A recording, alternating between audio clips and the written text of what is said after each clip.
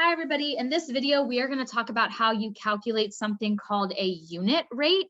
So the first thing that's important to note is the definition of a unit rate. So a unit rate is the amount for one specific unit. So the amount of something, it depends on the unit, but the amount for one specific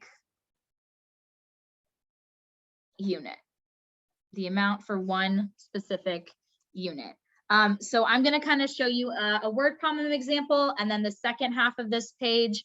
So make sure you leave a little bit of space kind of in the bottom half. I'm going to show you an example of like a table and a graph and how we find a unit rate from those formats.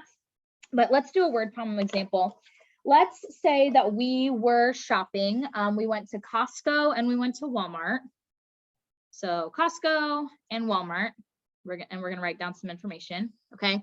And at Costco, let's say you could buy 5 boxes.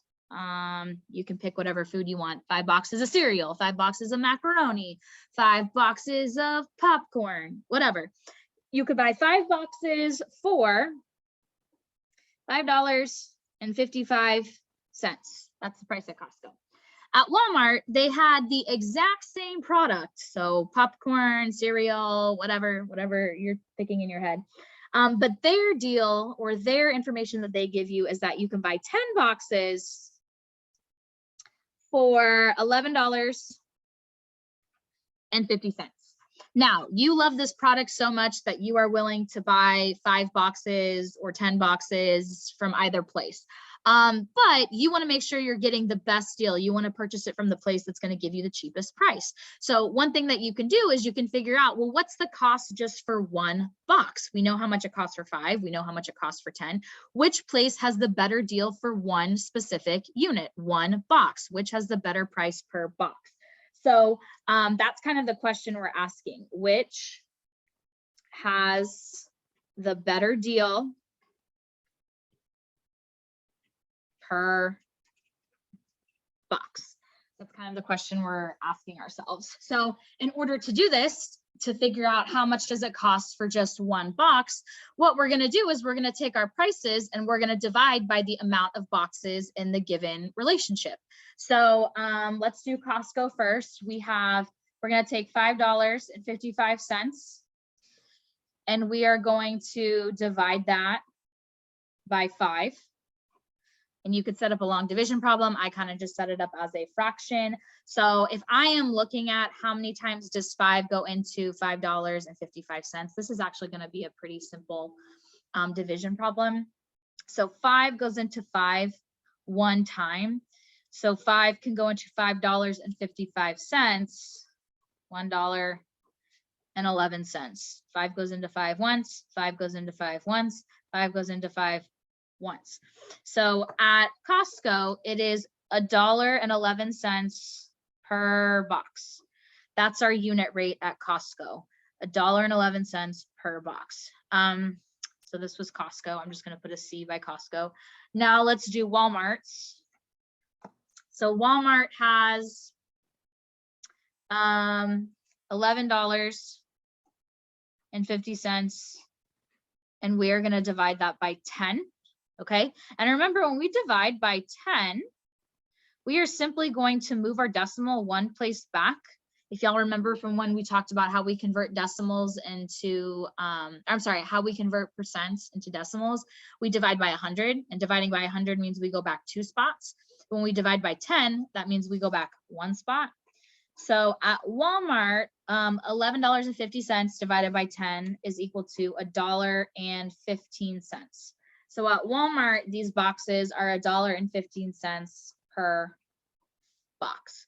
So if we look at which has the better deal, it's clear Costco by 4 cents per box has the better deal. And this, what we have here, this $1.11 per box at Costco, this $1.15 at Walmart, this is what's called the unit rate. This is how much it costs for just one specific of the unit. In this case, it's how much does it cost per box.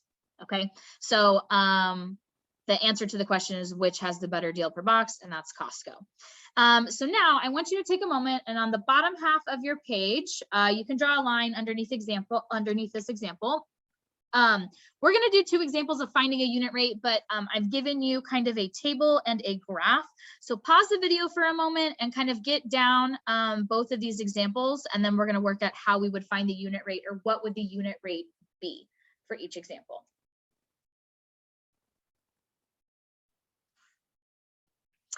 Okay, so in the first example, you're given a table and it says like the number of papers in a certain amount of hours. So I think this is talking about like newspapers, like how many newspapers can be delivered. So it tells us how many newspapers can be delivered in 3 hours, that's 189. 315 papers can be delivered in 5 hours. But if we were curious how many papers could be delivered in 1 hour, so I'm just gonna put blank number of papers per hour. That is the unit rate that we are looking for. The number of papers, you can put the number sign if you want, the number of papers per hour is the unit rate. So what we can do is we can take one of the relationships that we are given and we can simply divide the number of papers by hours in order to figure that out. So I'm just going to use the first relationship, and if I did either one of these, I should get the same answer. Unit rates are linear. They should be consistent and be proportional to each other. So let's see, I have 189 papers delivered in 3 hours. So if I divide that by 3, that's going to tell me how many papers per hour. So 3 can go into 18 6 times. 3 times 16 is 18. I do not have a remainder, so I'm going to bring down the 9.